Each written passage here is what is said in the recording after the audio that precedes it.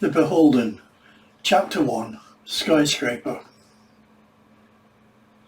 The opening and naming ceremony of the tallest structure ever built in the town of Cormorant was going to be one of the biggest events ever seen in the county, and promised to be a grand affair. Already, the place was buzzing with an energy and vibrancy never before seen in the area. Yet, in certain quarters, there was a sense of grim foreboding. To Wilson Small and his friends, the building was a beacon of evil, a lighthouse to attract Satan worshippers. Cormorant used to be a quiet, sleepy town, a dormitory town for workers to commute to and from London to their place of work. But that was before the hugely controversial events of 2 years before. Events which were still talked about worldwide. Now, the town of Cormorant was referred to universally as Witch Central, or the Devil's Backyard. This was due to the events surrounding Wilson Small 2 years before.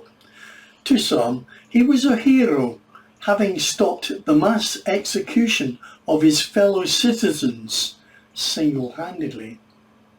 To others, he was detested, a figure of hate for exactly the same reason. He had stopped the mass sacrifice of 13 of his fellow citizens. The people who hated him were devil worshippers. Wilson Small being hated because he had prevented the ceremony to raise Satan and restore him to earth.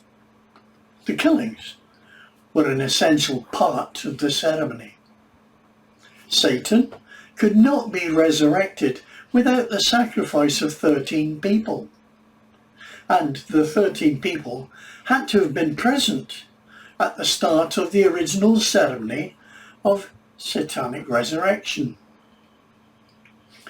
As there had been over 100 people present at the ceremony that day, nearly all of whom were Satanists there to enjoy the spectacle of the mass sacrifice, they were acutely aware of the penalties their presence at the failed sacrificial rites that day impacted on them.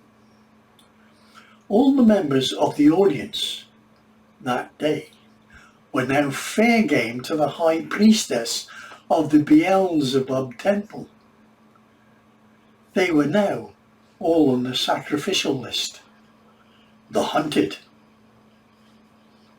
The demon, Tabael, would not rest until the 12 sacrifices required to make up the satanic number of 13 were dispatched to the fires of hell.